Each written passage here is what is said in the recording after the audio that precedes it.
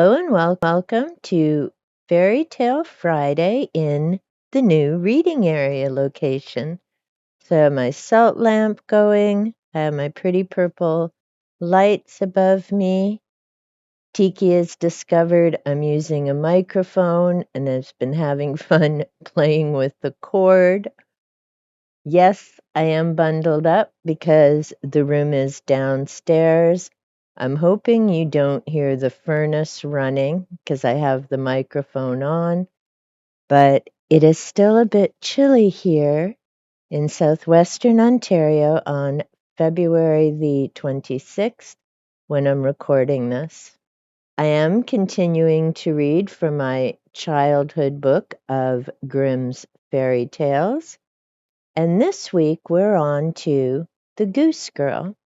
Once upon a time there lived an old queen whose husband had been dead some years and had left her with a beautiful daughter. When this daughter grew up, she was betrothed to a king's son, who lived far away, and when the time for her marriage arrived, it was necessary for her to travel into a strange country. So the old lady packed up for her use much costly furniture, utensils of gold and silver, cups and jars, and in short all that belonged to a royal bridal treasure, for she loved her child dearly. She also sent a maid to wait upon her daughter and to give her away to the bridegroom, and gave them 2 horses for the journey, and the horse of the princess called Falada could speak. As soon as the hour of departure came, the mother went into a chamber, and there cut her finger with a knife so that it bled. Then she held a handkerchief beneath and let 3 drops of blood fall into it, which she gave to her daughter, saying, "Dear child, preserve this well, and it will help you on your way." Afterwards the mother and daughter took a sorrowful leave of each other, and the princess placed the handkerchief in her bosom, mounted her horse, and rode away to her intended bridegroom.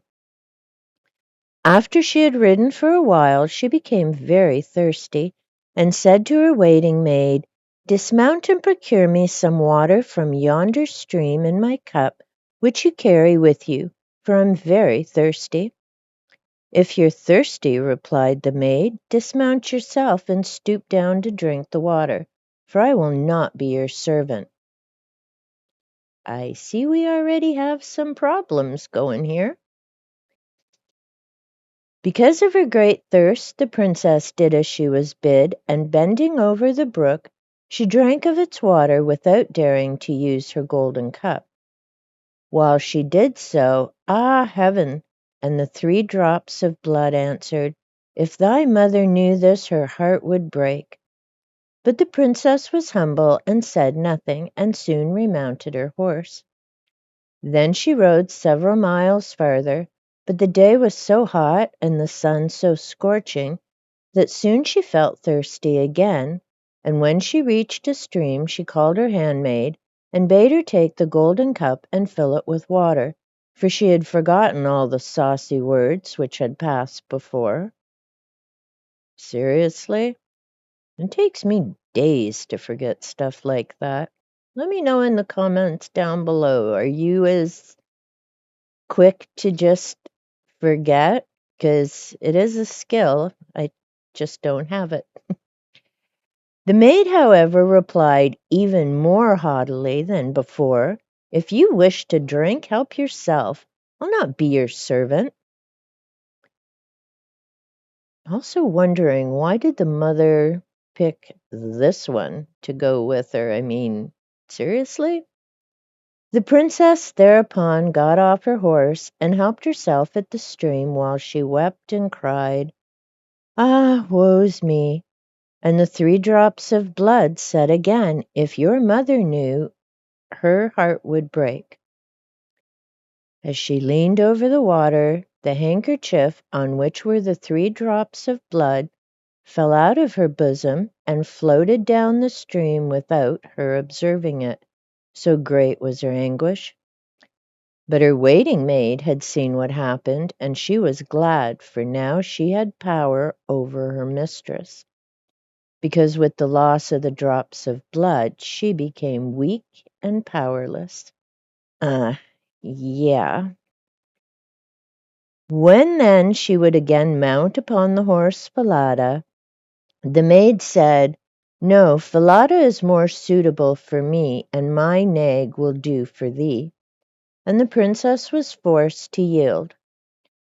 Then the maid bade her take off her royal clothes and put on her common ones instead, and last she made the princess promise and swear by the open sky that she would say naught of what had passed to any human being at the king's palace, for if she had not so sworn she would have been murdered. But Falada observed well all that passed. I think out of the stories I've read so far, this is the one that has most of the older language. You can tell it's an older story. Now was the waiting maid mounted upon Falada, and the rightful princess upon the sorry hack, and in that way they travelled till they came to the king's palace. On their arrival there were great rejoicings, and the young prince, running toward them, lifted the waiting maid off her horse, supposing that she was the true bride, and she was led up the steps in state, while the real princess had to stop below. Just then the old king chanced to look out of his window and saw her standing in the court, and he remarked how delicate and beautiful she was. Going to the royal apartments, he asked the bride who it was she had brought with her and left below in the courtyard. "Only a girl whom I brought with me for company," said the bride. "Give the wench some work to do that she may not grow idle." The old king, however, had no work for her and knew of nothing until at last he said, "Ah, there's a boy who keeps the geese. She can help him." This youth was called Conrad, and the true bride was set to keep geese with him. I think Conrad came up in Rumpelstiltskin, too. Must have been a popular name back then. Soon after this, the false bride said to her betrothed, "Dearest, will you grant me a favor?" "Yes," said he, "with the greatest pleasure." "Then let the knacker be summoned, that he may cut off the head of the horse on which I rode hither, for it angered me on the way." In reality, she feared the horse might tell how she had used the princess, and she was glad when it was decided that Falada should die. Okay, if this horse can talk, why isn't it speaking up? I mean, seriously? This came to the ears of the princess, and she secretly promised to give the knacker a piece of gold if he would show her a kindness. She wished him to nail the head of Falada over a certain large and gloomy ark in a gateway, through which she had to pass daily with the geese, so that then she might still see her old steed. That's the deal she made, not save his life or have him talk. The knacker promised, and after killing the horse, nailed the head in the place which was pointed out over the door of the arch. Early in the morning, when she and Conrad drove the geese through the arch, she said in passing, "Ah, Falada, that you should hang there." And the head replied, "Ah, princess, that you should pass here. If thy mother knew thy fate, then her heart would surely break." All right, this kid's not too bright, and the horse as well can talk with its head separated. Why isn't it talking before? Okay, this is like just irritating me now, but yeah, got a few more pages of stupid people. Then she drove on through the town to a field, and when they arrived on the meadow, she sat down and unloosened her hair, which was like pure gold. Its shining brightness so charmed Conrad that he tried to pull out a lock, so she sang, "Blow, blow, thou wind, blow Conrad's hat away. It's rolling, do not stay, till I've combed my hair and tied it up behind. Immediately there came a strong wind which took Conrad's hat quite off his head and led him a rare dance all over the meadows, so that when he returned, what with combing and curling, the princess had rearranged her hair, and he could not catch a loose lock. This made Conrad very angry, and he would not speak to her. So all day long they tended their geese in silence, and at evening they went home. The following morning they passed again under the gloomy arch, and the true princess said, "Ah, Falada, that you should hang there." And Falada replied, "Ah, princess, that you should pass here. If thy mother knew thy fate, then her heart would surely break." Like, where's Conrad when these conversations are going on? When they got into the meadow, Conrad tried again to snatch one of her golden locks, but she sang, "Blow, blow, thou wind, blow Conrad's hat away. It's rolling, do not stay, till I've combed my hair and tied it up behind." Then the wind blew and carried the hat so far away that by the time Conrad had caught it again, her hair was all combed out and not a single strand was loose. So they kept their geese till evening as before. All right, if she's got control of the wind and she had a talking horse, but somehow she let this maidservant, frustrating. But after they returned home, Conrad went up to the old king and declared he would no longer keep geese with the girl. "Why not?" asked the king. "Oh, she vexes me the whole day long," said Conrad. And then the king bade him tell all that had happened. So Conrad told how in the morning when they passed through a certain archway, she spoke to a horse's head which was nailed up over the door and said, "Ah, Falada, that you should hang there."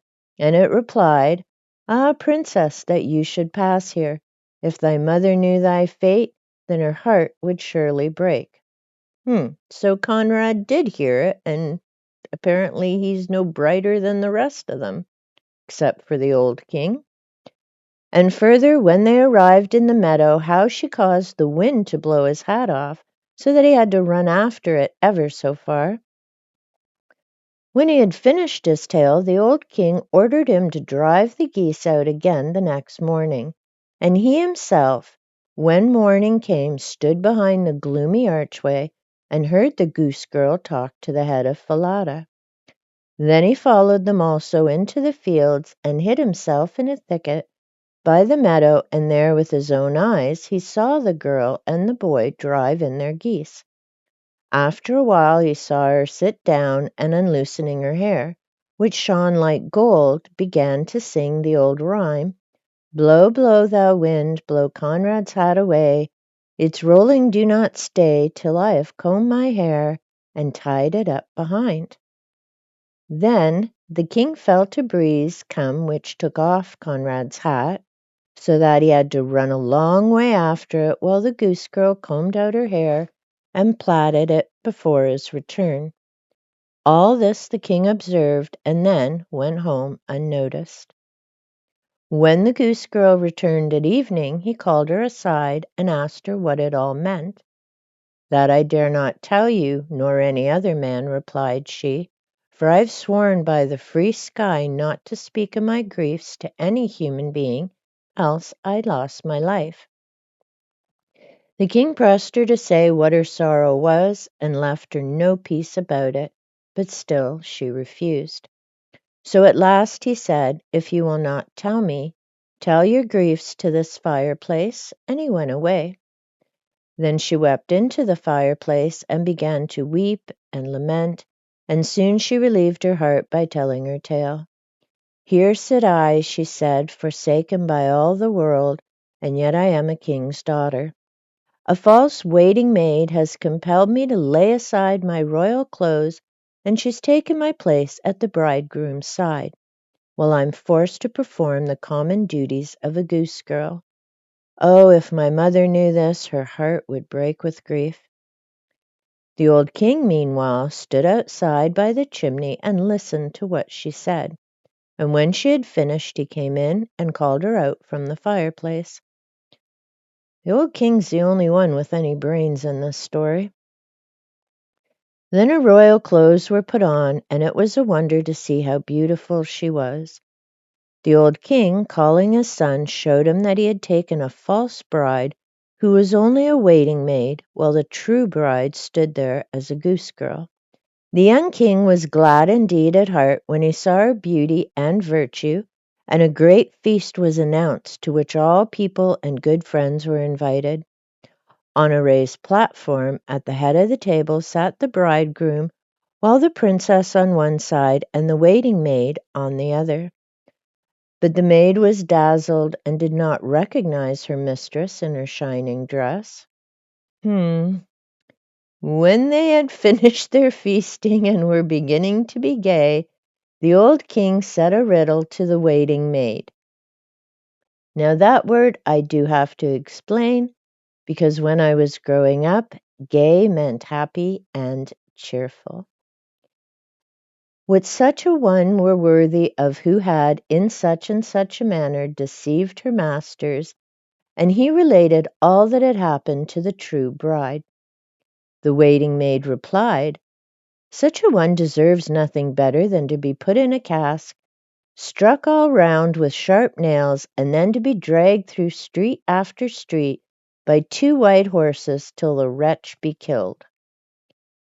Thou art the woman, then, exclaimed the king. Thou hast proclaimed thine own punishment, and it shall be strictly fulfilled. The sentence was immediately carried into effect, and afterwards the young king married his rightful bride, and together they long ruled their kingdom in peace and happiness. Well, they may have ruled, but except for the old king, none of them were bright, and she let her horse be killed. A horse that could talk. I mean, seriously, how'd that happen? Anyhow, hope you enjoyed the reading. Like I say, there were a lot of words that were well known and used differently in the past, but we say things differently now in 2025. Next week's reading, we're on to, I pronounce it, Mother Holly. Let me know in the comments down below if you pronounce this differently. Until next time, be sure to take care of your animals and pets, and take good care.